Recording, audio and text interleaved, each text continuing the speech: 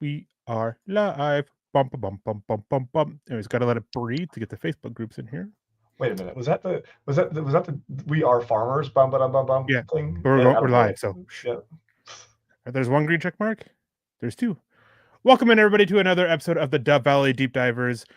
And joining me, as always, is the one and only Lance Sanderson. Lance, it was our first week back on last week, and it's been a bit of it. It's going to continue to be a little bit of adjustment as we're adjusting to a shorter show at a later time. But it was a fun conversation last week, and I'm really excited to get into it tonight. We're going to be doing a mock draft. We're going to be reviewing some of the, how have things changed with the free agency and the signings that they've made, the 3 signings that they've made, and re-signing, I guess. Got to count DJ Jones in it. Mm-hmm. But Lance, how are you doing tonight? And how are you feeling with what Denver has done so far? Well, first things first, it's now at least my turn to say that I'm tired, bro. It's been a long day, man. I go to work at 4 o'clock in the morning and grind all day and everything like that. So trying to find and just adjust with a new job and everything it's definitely it's an adjustment for sure. But I'm actually really excited with what the Broncos were able to accomplish. I really like Talanoa Hufanga as a player, and we'll get into a little bit more of this here in just a minute. The box safety from San Francisco, Dre Greenlaw, was a guy that I had pegged for the Broncos as one of their premier targets, as a great fit in terms of coverage, his ability to come downhill, fill in the running game, and then bringing DJ Jones back. That's a big piece to me. I do really like that. Good nose tackle, probably a little rich for my blood. I didn't think that he needed much more than about $10 million, kind of the same deal that he had, adjusted it for inflation for the most part, more or less. But no, I like what the Broncos have done so far. And I think that it kind of offers a little bit more clarity. They get Evan Ingram in here as well, too, to come play that joker role, if you will, or the slot wide receiver position. So I like what they've done so far. Yeah, I mean, it's been nice. I mean, I got to talk about the DJ Jones extension with Nick on the shows both Monday and Wednesday morning. And it's one of those things of like, I get it. It's a little bit overpay, especially seeing what some of these other players similar to him got, Puna Ford, BJ Hill, both players who are significantly better than him as a run defender and have done more as a pass rusher over the last couple of years. And they got a little bit less, but I understand it because there's also the fact that DJ Jones openly helped recruit DJ or Dre Greenlaw to Denver, helped bring him in, and he's loved in the locker room. So when you factor those in, it's not really much of an overpay. Product on the field, sure, but it's so much more than that. He's loved in the locker room. He's like the gel or the glue that binds that group together. So I've really come around to be more than fine with the extension that he got, and it is 3 years, $13 million average per year basis, 39 million total. It's just his old deal that they gave him 3 years later. It's just been adjusted for inflation. That's all it's done. So it's a fine deal. But before we get into this conversation even more, we got some people to say hello to, especially Papa Bear, David McIlrath with a $2 donation saying good evening, Broncos country. # let's go, Bo. Yes, definitely. Good evening to you, Papa Bear. And I hope you had a wonderful birthday yesterday, I believe. Happy belated birthday. Yes, happy belated birthday, Papa Bear. We'd sing happy birthday, but I'm sure you like to be able to hear. My daughter, and anytime I sing around the house, my daughter always tells me to be quiet, or she'll go grab her headphones and put those on. And then we have a bunch of other people in here. We have Ernie Mays coming in saying, go Broncos country, only Bo Nix for 6. We have William Catalano coming in, Derek Wilkerson, Pro 16K, David Youngkin, and we got some people who are joining us since we went live in Pearl Heater, Greg Smith, Paul, great to see you in, C. Chang coming in, Chase Wellner with the question that I'll get back to here in a second, and of course, Michael Ronquillo coming in saying, good evening, Eric and Lance on the Dove Valley Drivers, go Bo Broncos. Definitely, and thank you, Michael, and go Michael. Go Michael. You deserve it. Go Michael. Yeah. Now going back to the question, is overpaying a couple million worth not having another hole in the defensive line? This is a very good question. And for me, it's not that it kept a hole from it, because they could have gone out and tried to sign Puna Ford or BJ Hill, one of those guys to fill that same position for a little bit less. For me, it's worth overpaying by a couple million to keep the core group together, at least for this year. My worry is that overpaying DJ Jones, that affects the positional budgeting that you have, that teams have to have. And John Franklin Myers, he's been very open that he wants a new deal on Twitter. And Zach Allen, his agents have already approached the Broncos about wanting a new deal. How much is that going to impact those negotiations? I did an article up on this on Mile High Huddle. You guys can go check it out. It's entirely possible the Broncos can extend both of them and be more than fine. Yep. They have, a quarterback on a rookie contract who provides value in that way that you can go out and spend other positions. And with how Broncos have been structuring deals, it's a lot of 3-year deals. Mm-hmm. A lot of 3-year deals that you can get out of in the case of Hufanga and Dre Greenlaw after 1 year if injuries become an issue, or after 2 years in the case of DJ Jones. Basically, Hufanga and Dre Greenlaw's deals are a series of 3 1-year deals. 1 year, and we'll see about the next. You can do something similar with the structuring for John Franklin Myers, a 3 or 4 year deal that you can get out of in 2 or 3 years. Mm-hmm. And then Zach Allen, 4 or 5 years. I would want it a little bit longer that you can get out after, with 1 or 2 years left on it. And why do you do that? Because in that time after that, who do you have coming up for an extension that hopefully is hitting that you're going to be extending for big money? Bo Nix. Yep. Capitalize on it now before you have to pay Bo Nix. Keep the core together.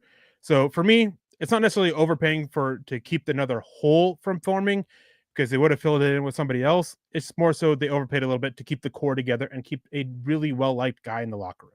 Yeah, and I think a big thing here is George Paton is starting to kind of show his true colors here and really extending players that deserve their extensions. I mean, whether it was Quinn Miners, Pat Surtain, guys like that, like the core pieces of your team, if you're more willing to show them a little bit more love. Now DJ Jones gets a big deal. You're saying the more you perform, the better you perform, the more likely we are to keep you and take care of you. You're going to be a key part of this roster moving forward. And with the Broncos defensive line, I'm in agreement with you, Eric. I think they need to get deals for JFM and for Zach Allen done here sooner rather than later. I would like to see Zach Allen done before the start of the season, and Jonathan Franklin Myers somewhere around mid-season towards the trade deadline. Let him continue to prove that he's this core key foundational piece of your team. And the nice part about this is the Broncos, they're coming off of the Russell Wilson dead money hit after this season. They're going to have $131 million in salary cap space projected in 2026. So they have plenty of room to be able to get something like that done and not affect their salary cap this year if they do John Franklin Myers as a true extension, if they do Zach Allen as a true extension, don't touch anything for this year, give them roster bonuses rather than signing bonuses going into the 2026 season. That's where they get that money up front for signing these new extensions, and it doesn't affect what you have going into this year. This is a big, prudent move for me, in my opinion.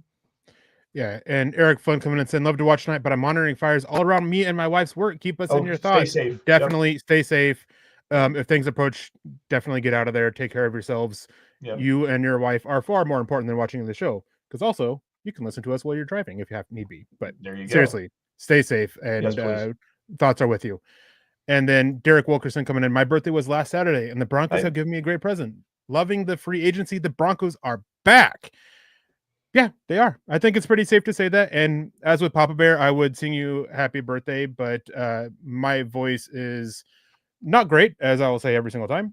And so, yeah, I mean, the Broncos are back, and I hope they're still kind of viewed a little bit as an underdog, if you will. Yeah, speaking of underdog, guys, this basketball season, when your favorite star scores a bucket, we're going to give you an alley-oop opportunity to win money from watching sports with Underdog. Underdog is one of the leading sports apps, and you can play it now in your state. Do you want to win up to 1,000 times your money? You can with Underdog. To play, choose whether you'll go higher or lower on one of their stats like points, assists, rebounds, and more. Underdog's got all your favorite leagues, teams, and stars to choose from. Create entries with all basketball picks or mix and match across other sports.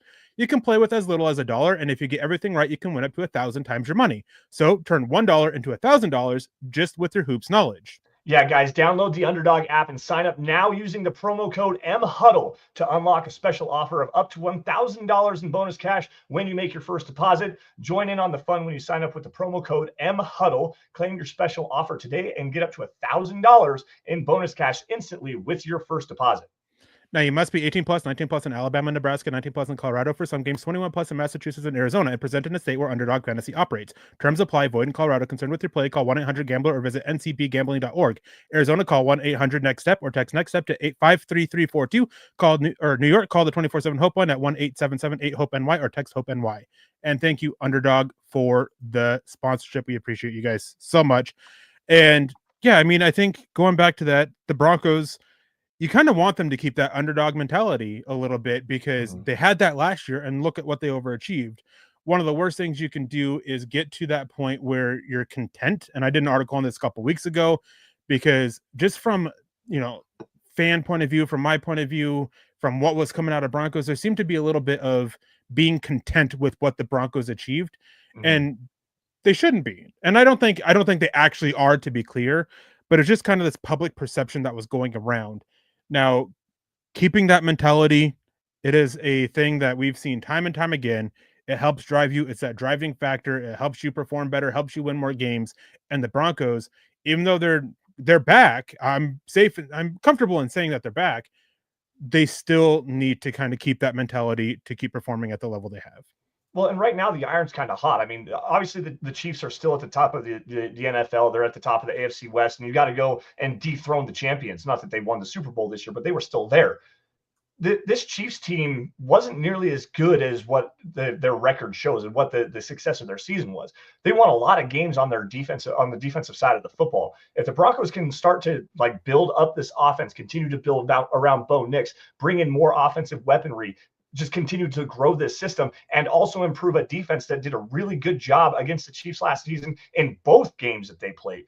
Denver's on the cusp of actually competing for the AFC West this next season. And it's obviously it's a big leap of faith for me with Bo Nix. And I'm a huge Bo Nix fan. I think he is the franchise quarterback, or at least very close to it at this particular point. But if you can go toe to toe with Patrick Mahomes, you have an opportunity to win the AFC West. You can do some damage in the playoffs too. Like Eric, you're absolutely correct.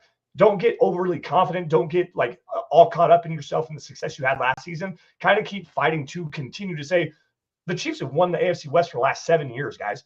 The Broncos have not been competitive except for one season in that entire time frame. There's still a long ways to go to really dethrone the Chiefs, but I think that they're well on their way in getting it done. Yeah. Now, when we look at this free agency, the Broncos have definitely been willing to take a risk on some injured players. You know, Mm-hmm. Hufanga, he has that injury history. Yeah. Dre Greenlaw, been 13 months since he's really played a hand, like about 30 snaps in, this last Yep. year, suffered that injury. And even Evan Ingram, he only played in what, 8 or 9 games last year because he was dealing with like a hamstring injury to start the season and then torn labrum to close out the season. Now, David Youngkin comes in with a good point here. Ever since Sean brought his guys in to take over, our players have stayed much healthier. This is true, but I think there's another point of this that's often gets forgotten.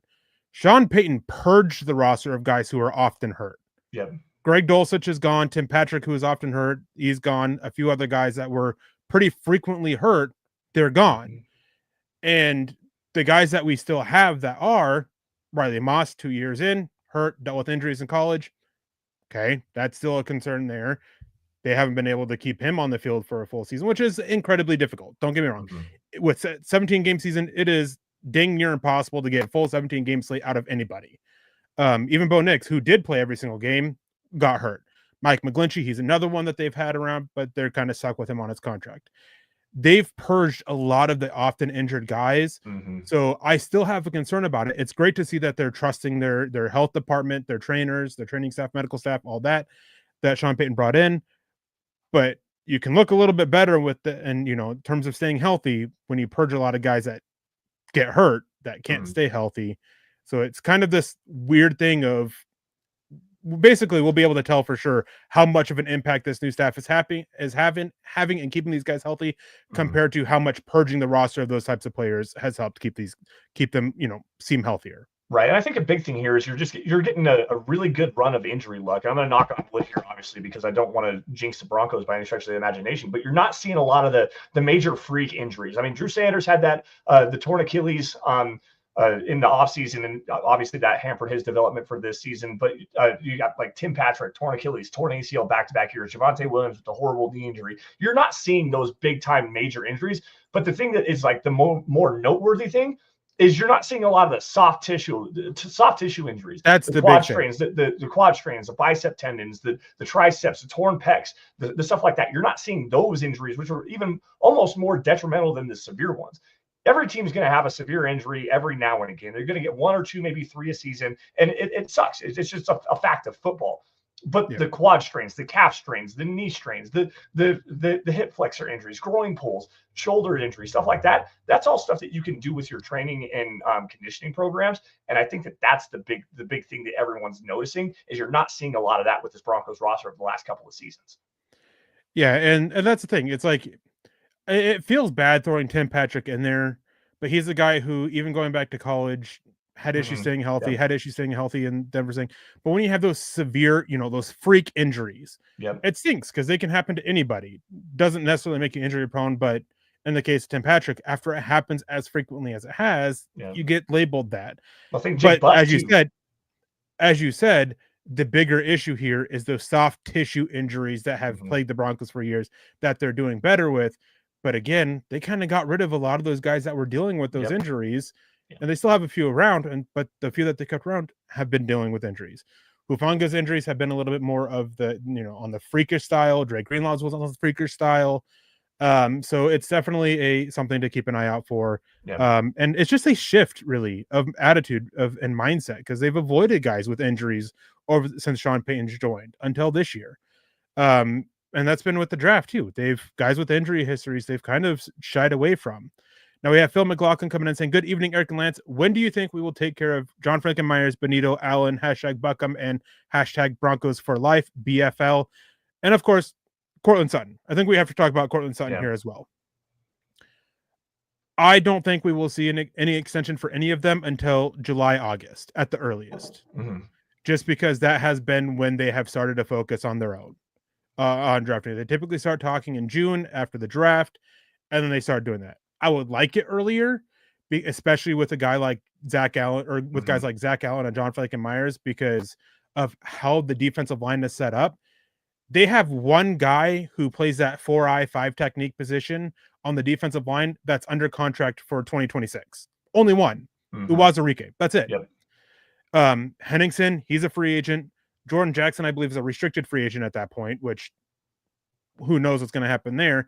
He was terrible this year in a rotation as that third guy of part of that rotation. And I'm taking Malcolm Roach and DJ Jones out of this because they are nose tackles. Yep. They play that 0 to 3 technique. They're not the same. So I'm pulling them out of that conversation.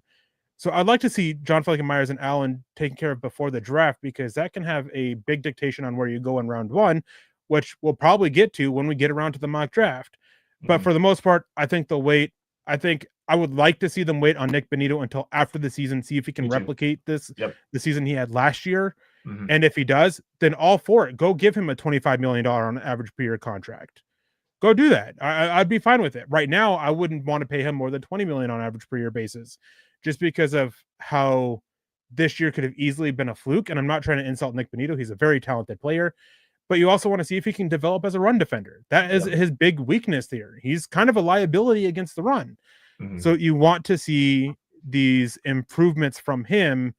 And I would be willing to bet on him showing those improvements, being willing to pay more after the season instead of getting it done now. And then it's also a thing of, as Charlie Carney comes in and says, if it's the season not going out well, or if he's not, living up to expectations after last season, you could look at trading him sometime before the trade deadline.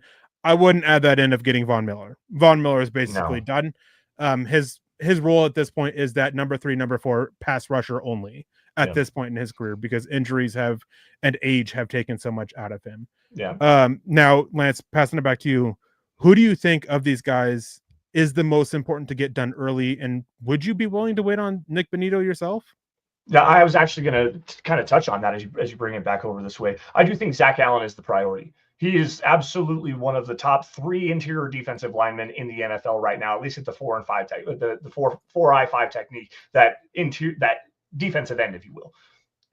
Last season led the entire NFL, or all interior defensive linemen, in pressures. Had 13 and a half sacks. Like, the guy's incredible. He's a gigantic season. And I think that's a big reason as to why Nick Benito had as good of a season as he did, because Allen was so good up front, winning against double teams and constantly just getting after the quarterback. It made it easier for everyone around. It's like a gravity effect. Everyone focuses on Zach Allen, and it opens up opportunities for guys like Jonathan Cooper and Nick Benito. So to me, I'm right there with you. I want to see Nick Benito at the end of this next season and see what his statistical production looks like. See if he can remain to be healthy and make those big time splash plays that we saw throughout the major part of the season. A couple interceptions, return for touchdowns, whatever you want to have it. Like, it doesn't matter. To me, Zach Allen's a priority. Followed right after that, I think Courtland Sutton needs to be a big time priority for this team, at least on another couple of years basis. Give him the guarantee in the first year after this season, get him some guarantees in a couple seasons after this. You're talking about one of the right-hand men to Bo Nix's development. He's so reliable, so consistent. So you just know exactly what you're going to get from a guy like Courtland Sutton. He's a great figure in the locker room, well respected by his teammates. I don't want to see $25-30 million for Courtland Sutton. No. Let's get him, 22, 23, give him a little pay increase, keep him around as a Denver Bronco for life. That would be the order I would go in. And then JFM, like I said, somewhere towards the middle of the season, let's see if he continues to stay healthy, be another viable piece for this defensive foundation moving forward. Middle of the season extension for Jonathan Franklin Myers makes a lot of sense in my opinion. Yeah, I think with Courtland Sutton, 20 plus to 22, 20 to 22, I think that's fair. Yeah, that's right. Part of that is because of his age. Yep. And then I think John Franklin Myers, I would work at getting him done before the season. And the big reason for that is how defensive line contracts are going. Yeah, that's true. I mean, that's a good point. Zach Allen was said to be wanting 25 million plus. I would not be surprised now if he's starting asking for 27 plus after the contract Milton Williams got. I was just going to say, Milton Williams. Yep. And with what Milton Williams got and some of these other defensive linemen got, I think the starting point for John Franklin Myers is at least 18 million, probably closer to 20, if not over 20. Both of those guys I'd like to have done before the season starts. Courtland Sutton is one of those guys where if you want to wait till the season, then fine. And same with Nick Benito. If he starts showing out and he's hot to start the season, go get it done. It's a risk we're taking. And again, going back to that point with the rookie contract, you can afford to take that kind of risk. Michael Ronquillo gets in here before we get to the mock draft, which we'll have to quickly go through, saying trade for the running back Christian McCaffrey. No. While that is a great idea, it's not going to happen. The San Francisco 49ers would end up paying almost $8.5 million more on the salary cap for them to trade Christian McCaffrey than to just keep him. Yeah, because of how much restructuring they've done on his contract, how much changes they've made to it, and injuries and health. They're basically stuck with Christian McCaffrey on the roster for 2 years because it's going to cost them more to move on from him than it would be to just keep him. Yeah. And it's just one of those things where even though the 49ers are moving a lot of pieces, letting a lot of pieces go, they really trust in George Kittle. They really trust in Christian McCaffrey. They trust in their young core around Brock Purdy, and that's what they're rolling with. So I don't think that they would be looking to trade him anyways. No, I don't disagree with you, and I'm not trying to punch down on you, Michael.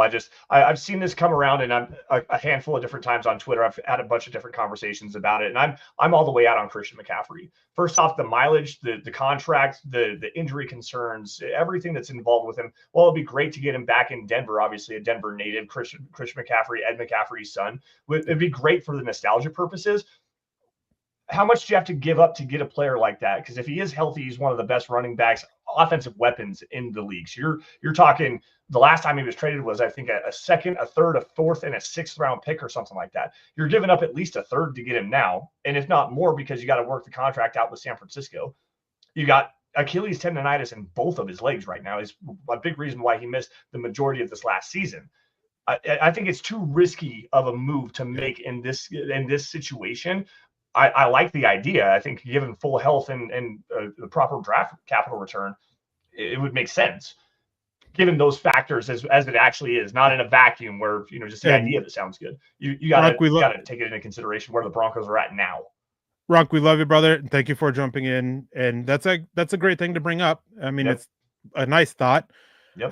But another thing on here is, as good as McCaffrey has been, those injuries are a factor. And when you look at his valuations, if he was a free agent this year, his valuation would be a veteran minimum deal. Mm-hmm. Just because of how many issues he's had staying healthy.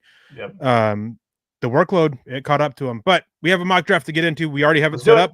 We already have it set on the Broncos pick. And pulling it up here, going to make it trying to make it big enough for you guys to see. There we go. We'll be on the bottom here a little bit. Denver's on the clock, using the Pro Football Focus mock draft simulator. It's just the one I prefer, even though I know Nick prefers the mock draft database one. Broncos on the clock. Luther Burden is the top player left available. Josh Simmons, which, if they want to sit there and prep for an offensive tackle down the road, sure, but ideally you're landing somebody who can come in and help and contribute right away. Mm-hmm. And Josh Simmons isn't, unless an injury to Garrett Bowles or Mike McGlinchey. But even then, you have Alex Palczewski and Matt Peart. Mm-hmm. Emeka Egbuka, who we've talked about before, he's on here. Kelvin Banks Jr., Derek Harmon, Darius Alexander, Walter Nolan, and Matthew Golden. Those are the top players left. I know where I would go with this. There's two options here, and I know where I would go. You're answering William's question? Let me see if I can sit there. What was it? Oh, I didn't see William James Baker's question. Sorry about that, Ronk. Didn't mean to. Again, we don't mean to come down too hard on you. Yeah, I thought you're making a suggestion about it. I missed the comment before that. But anyways, there's two guys here that I would be looking at. Lance, what about you? Where would you be going with what the Broncos have done in free agency? Well, given the fact that you bring in Evan Ingram to play that big slot, your tight end essentially, tight ends in this simulation are all gone. It's unfortunate the Broncos aren't going to be able to look at something like that. To me, I think you still need to keep adding weapons, and Emeka Egbuka makes so much sense to me here. I also like the idea of going with a defensive lineman. Walter Nolan is a dude that I have a huge draft crush on.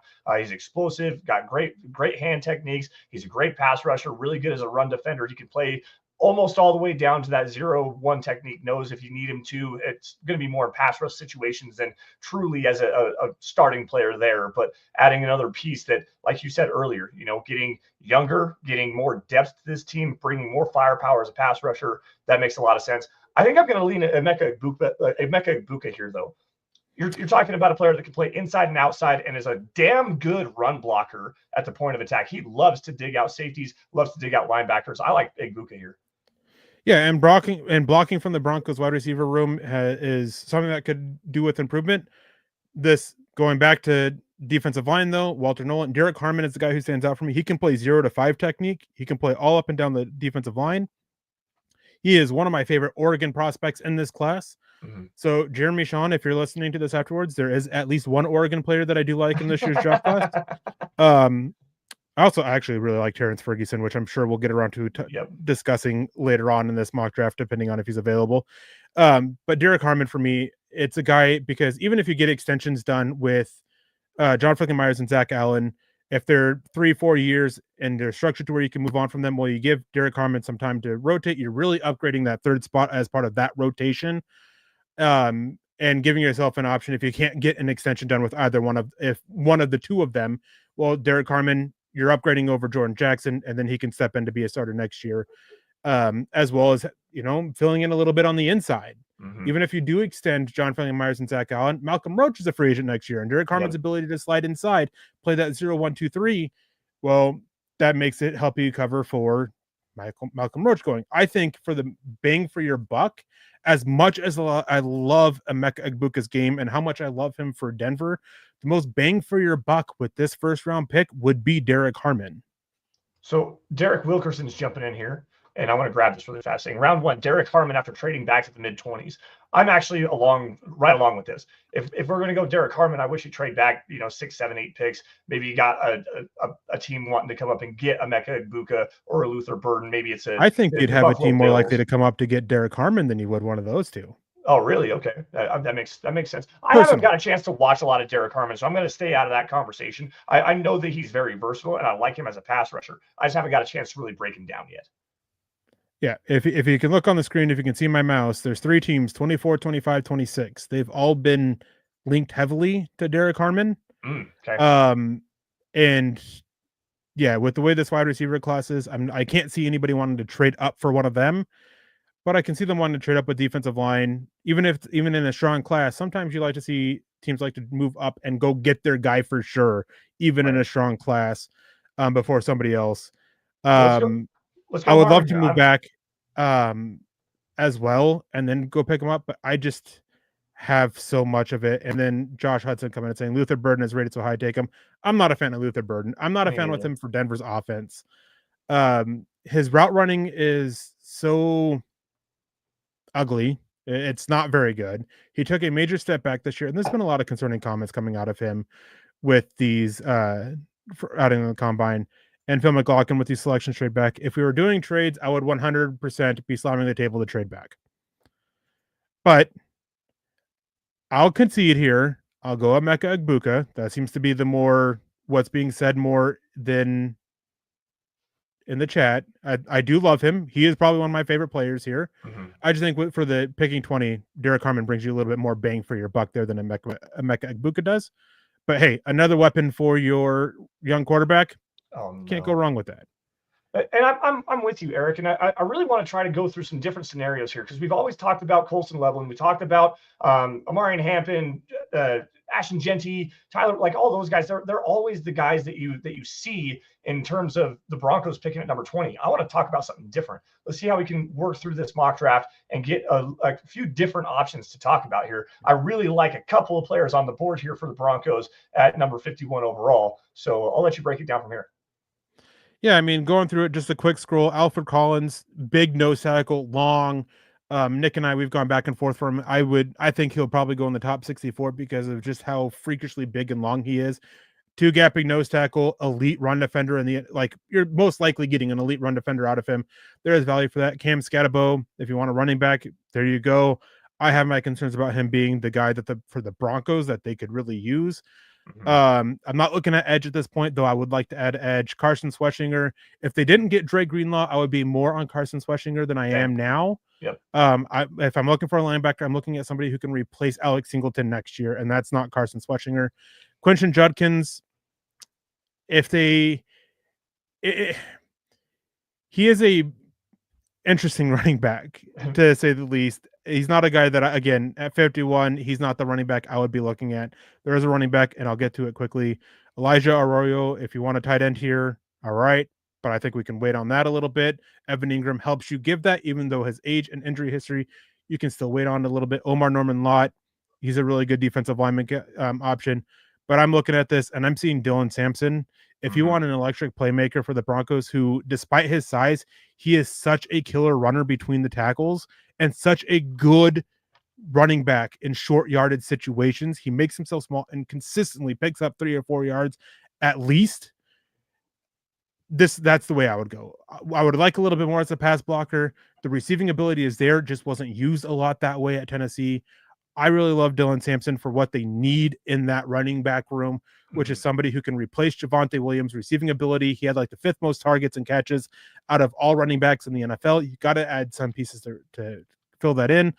Jaleel McLaughlin hasn't really stepped up in that spot. Audric Estime hasn't really stepped up in that spot. I think Dylan Sampson to replace that receiving ability and, capable running this in the short yardage situation. Dylan Sampson's where I'm going. I like Dylan Sampson a lot. Explosive, good pass catching back out of the backfield, decent pass protection if you need him to, for a guy that measured in at the combine, 5'8", 200 pounds. He's built thick. Like, he's got a thick upper half. He runs really strong. He's got shifty feet, good jump cut, really smooth hands out of the backfield. I like Caleb Johnson out of Iowa as well. When I watch him run, just his running style, when he actually gets open, gets those long strides going, he reminds me a lot of Arian Foster from the Houston Texans a decade ago. He's so smooth as a runner. I love this kid. Either one of these two guys, I'm perfectly fine with. I'm trying to find. I thought that if I can get it to load now that I've got ads going up all over my computer screen. Dylan Sampson ran the 40 at his pro day, and I think it was a 4.46 or 4.47. It was 4.44. 4.44. Okay, so he's got great speed. Caleb Johnson ran a 4.52, I think, at 215. This kid can fly too. There's a lot of explosive running backs, and this to me is the meat of this class right now. You're past Omarion Hampton. You're past Ashton Genty. You've got Dylan Sampson, Quigchaw Judkins, Travion Henderson, Caleb Johnson. There's a handful of guys in this area. DJ Giddens here in another round. If he's still available in the 3rd or 4th round, that's another player I really like here. I want to go to Sampson though, because he brings so much out of the backfield as a receiver that he just accentuates everything you have, especially with Audric Estime. If the Broncos do go get, and getting this here, but if the Broncos do go get a free agent running back to add with Dylan Sampson, you've got an incredibly dynamic room with a bunch of different skill sets, and that makes a lot of sense for this Broncos offense. Yeah, and it is. And it's the thing of Quentin Judkins is he's again, he's just an interesting prospect. It's not that I don't mind him or don't like him. It's just that for what Denver is looking for, he's just not the best fit there, and neither is Caleb Johnson. For it, Caleb Johnson really reminds me of Matt Forte, Yeah, I've seen that with the too. way he runs and his size and build, and that's just as good as that is. And again, I hate player comparisons because it's not a one for one. It's not meaning that's Caleb Johnson's going to be, but they just similarities there. And Quentin Judkins is one that's a little bit difficult. Now we get to the third round here. Is yeah, and Phil McLaughlin saying, will Arroyo be available later? He's probably going in the top 64, depending on medicals. He has multiple knee injuries in his history. And then you add into the fact that he suffered a knee injury at the Senior Bowl, which held him out of the combine. That could see him fall a little bit in the actual draft. In the mock draft simulator, he's consistently going about 50 to 60. Yep. Because medicals are something that you just can't quantify in numbers for a mock draft simulator. Yeah. Now we get to this, and I'm going to go to a certain position. Yep. I'm going to go to tight ends and just see. Unfortunately, Terrence Ferguson isn't here. Terrence Ferguson at pick 85 would be great, even with Evan Ingram. I'm still leaning tight end, though, at this point, because, again, I mentioned Evan Ingram and how you can wait on tight end a little bit because of his age and injury history. But he is only on a 2-year deal, and he's older, and the injury history. At some point, you still need to address tight end. As much as I am not a fan of Harold Fannin Jr., this is where I would start considering him for Denver. He profiles out very similarly to Evan Ingram as that big slot tight end, more so than an inline tight end. And then you have Gunnar Helm, who he's taken a plummet because of his athletic testing at the combine, despite the fact that he sprained an ankle. And on a sprained ankle, he still had a really good 3-cone and short shuttle time, which are used to correlate and good predictors of NFL success. I honestly would go Gunnar Helm here, and I'm not the biggest fan of him. I would go Gunnar Helm over Harold Fannin personally, because I think there's more upside as a blocker with Helm than there is Fannin. You stole the words right out of my mouth. He can be that inline guy to complement Ingram. You stole the words right directly out of my mouth. I want you to look at interior defensive linemen for a second, just to take a look to see what's available here. But I'm right there with you. I saw Gunnar Helm's available. I'm like, you know what? And you're absolutely correct. He had a sprained ankle at the combine running the 40. He had a false start and made it about 10 yards down the field and sprained his ankle just really, really bad. It was a really ugly looking injury. There's an article on milehighhuddle.com where he posted some pictures on Twitter about this sprained ankle that he was dealing with.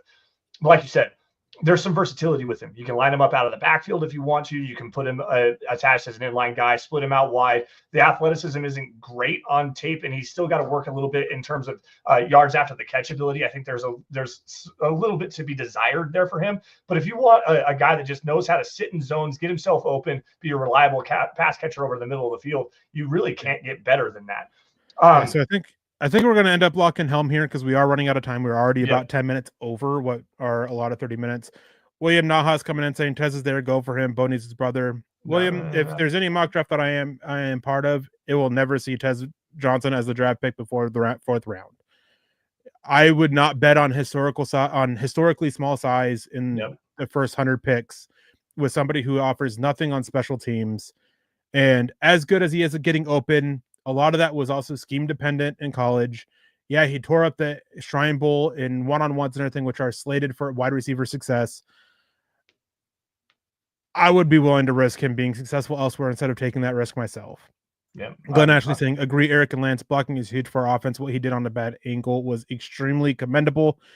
And yeah, it was. And it's good. And I've kind of come around him on a little bit, and this is still a little bit early for me. I mean, for my grade, I think he's sitting at like 95, 96.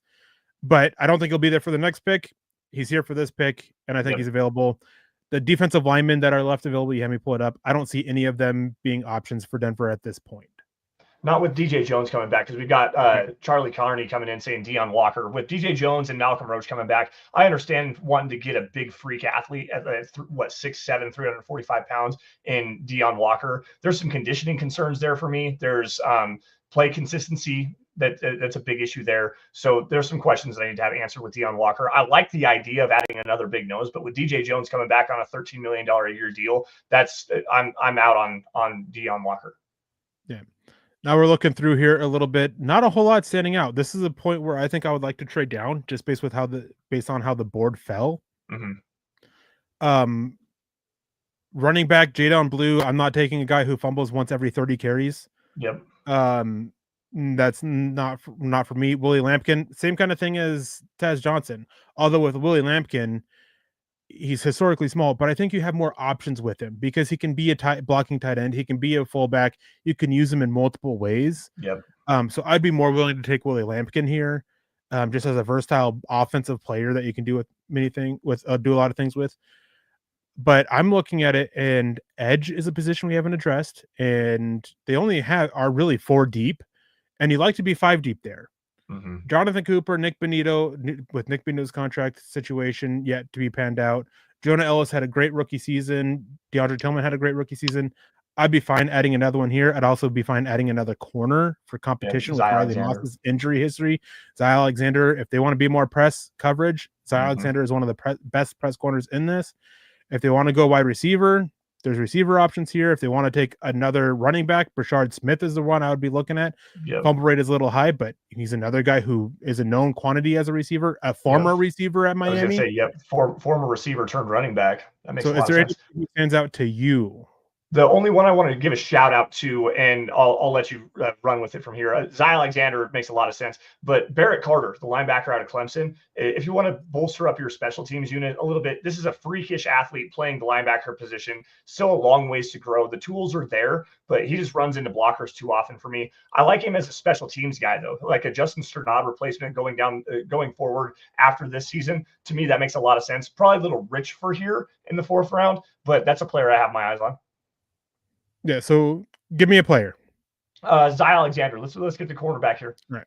And we have a guy coming in, Charlie Carney coming in. Walter Nolan is also better than Derek Harmon. Watch the tape, not the combine. I don't disagree with you. I think Walter Nolan is an outstanding player. If there weren't a bunch of comments about his attitude and character stuff, I would have taken Derek Harmon. Derek Harmon is absolutely praised for the player that he is, for the teammate that he is. Whereas Walter Nolan has had a bunch of very, very public comments made about him.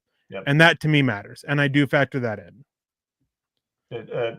Character is one of those things that a lot of people don't really know. Like you don't get to hear a lot of that. Like with us, what we do, and I'm not trying to like talk trash or anything or say we're super special or anything like that, but with the work that we do, reaching out to as many people as we can, we hear a lot of different things. And the things with Walter Nolan being vocal and like very loud at the combine, I mean that's a problem. Daniel Jeremiah's talked about it. He talked about it at the combine. Dane Brugler has some stuff out about it.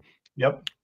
Walter Nolan was one of the players that Dane Brugler said interviews were the most important for at the combine because of the character stuff. Yep, exactly. Now, going here, I'm going to kind of take this pick here. Jalen Connors, at this point, I'm betting on athleticism. Yep. Jalen Connors is an outstanding athlete. And if Sean Payton really wants to take a shot on getting a tight end to be a Taysom Hill, Jalen Connors is a guy.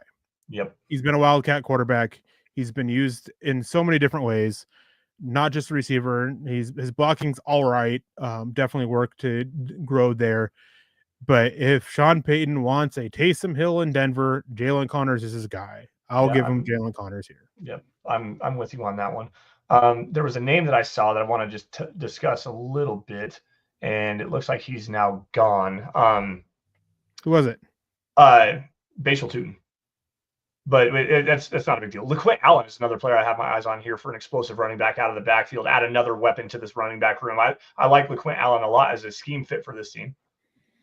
Yeah, Jalen Smith, versatile defensive back. Jake Majors, I think he can come in and compete to start at center, not this year, but next year. Let's see, Zeke Biggers. 2 weeks before the Shrine Bowl, he had an emergency appendectomy. Went in and absolutely killed the Shrine Bowl. His tape's really good. Nose tackle. Yeah. Can option to replace Malcolm Roach after this year, give them a little bit more of a two-gapping player Yep. if they wanted. I saw somebody ask about Kobe Bryant. Kobe Bryant is definitely not on the board anymore. LaQuint Allen, Caden Prather, if you want a receiver. But we took I think Emeka with Egbuka, yep. so I'm not taking another receiver here. Coach him your D. Want to take a linebacker to try and develop for special teams? Jay Higgins, Chimere Dike, again, receiver. Already take one though. So give me a name. Who would you take? I'm not going to allow you to take Miles Frazier. I don't think he'll be here. Let's go Jake Majors. I want some more competition at the center position with Luke Wattenberg. And I just got done talking really highly about Luke Wattenberg last week in his pass protection. You need to get better up front in the run game, and Jake Majors is actually a really good run blocker. So I think that would be an option to just upgrade that center position in terms of depth as well. Yeah, and at this point, I'm just kind of looking through, seeing who's there. Ooh. I need to refresh my memory on who we took. Egbuka, Sampson, Helm, Alexander, Conyers, Majors. Got another guy. Not going to take another tight end. Yep.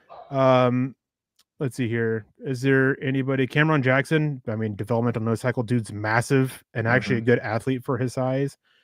Woody Marks. I don't think he'll be here. I'm not going to allow the pick, but he's probably one of the best receiving running backs out of this class. He's shifty too. He reminds me when he runs. He reminds me a lot of Philip Lindsay. He's got that shifty side to side slalom style jump cutting ability that's really fun to watch. Let's look at linebackers. So I'm going to pull up linebacker specifically, see if there's a name that pops out. Smile Munden. Yep, Smile Munden Jr. Kane Medrano. He's a little bit smaller guy, but he's a guy who can come in and compete on special teams right away. Aaron Smith. There's a lot of hype about him. Teddy Buchanan. I really like Teddy Buchanan. At this point, smart, very cerebral, instinctive, solid athlete. Some technical issues, but a guy you can develop. I think we'll put Teddy here. Okay. Yeah, I haven't seen him. So Smale Munden Jr. is a little light in the loafers for me. I was talking about him with our guy David Cromwell on his podcast a couple of weeks ago. He's so thin, incredibly athletic, and he does a good job seeing and recognizing it in front of him. But when he gets swallowed up by blockers, it's just ugly. He's driven backwards way too often. So he really has to be a player in space to utilize that athleticism for him. So that would be an interesting guy for a special teams player as well. I haven't seen Teddy Buchanan though, so I'm curious to get a look at him. Yeah, for some reason it is not loading, unfortunately. And so I'm going to close out the app and we'll close out the show here. Now, if there's any last minute super chats or stars, now's the time to get them in. We wrap this up, but thank you guys for tuning in for this mock draft. We will be back next week. I will be back on Monday morning, bright and early for me, 5:45 in the morning. So thank you guys for tuning in. But before we get out of here, of course, make sure you're following us on Twitter at Erick Trickel for myself, at Lance S_MHH for Lance Sanderson here. You can also follow the Dove Valley Deep Divers podcast at DVDD_pod. You can also follow the Mile High Huddle Twitter account where you can get access to all of our written content and all of our shows at Mile High Huddle. You also have the at MHH Pod where you can get access to the podcasts. And of course, this is one of the many Mile High Huddle podcasts. We have one daily and another one twice in the morning. Broncos for Breakfast with Nick and I. You can follow us on Facebook, facebook.com/Mile High Huddle or facebook.com/Mile High Huddle Pod, where you can get access to all of our written content and join the community that we have built up over on Facebook. You can follow us on Instagram at Mile High Huddle with an underscore between Mile and High and Huddle. And as always, make sure you go to Spotify or Apple Podcasts to leave a 5-star review for a chance to win some gear each month. And of course, if you are able to and want to do so, support financially on top of super chats and stars, the other way you can do it is going to mhhmerch.com to get some gear, not swag like Chags likes to say. I absolutely hate saying swag. Gear it is for me. You can get something like this, the hats that we have, there's shirts, there's mugs, all sorts of stuff. But if you cannot financially do so, which I totally understand in the times and the state of affairs in the world right now, you can do 3 things that only take a matter of seconds. If you're on Facebook, if you're on Twitter, you can subscribe, like the page, whatever it happens to be. Even on the podcast channels, you can always subscribe or like them.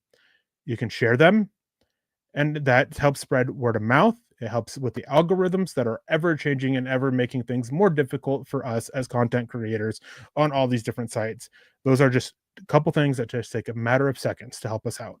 And we appreciate you guys so much for it. And Shadow Warrior asking what was the final picks, or where were the final picks? What were the final picks?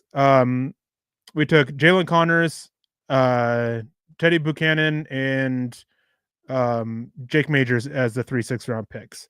Yeah. So another tight end, a linebacker, and a center. Glenn Ashley comes in saying we'd be really happy with the mock. Fam, great pod, Eric and Lance. Blocking, like, and share, fam. Thank you for that. Thank you all for tuning Thanks, in. Glenn. We appreciate you all so much. We will be back next week, back to normal half-hour time. Unfortunately, this one a little bit long. And I will be back on Monday morning with Nick for another mock draft Monday. I will also be having my next written mock draft coming out this week, which we kind of didn't do this week because of free agency coming up. So thank you guys for tuning in. I hope you guys have a wonderful night. And before we get out of here, Lance, any final words? No, man, just thanks everybody for joining us. We appreciate you all for being here. Love and appreciate all the support. Without you guys, we couldn't do what we do best. And as always, you all stay safe and take care. Have a great rest of your weekend. And as always, go Broncos. We'll see you guys next week. Yeah, thank you guys who came in and super chatted, came in and starred. We appreciate you all so much. We appreciate all of you so much for taking this time and spending with us on Friday nights and whenever we happen to do a podcast. We appreciate you all helping us keep the lights on. And before we get out of here, of course, go Broncos. Choose kindness and compassion, as my good friend and colleague and morning partner Nick always says. Kindness and compassion, especially nowadays. Thank you guys so much. And as always, go Broncos.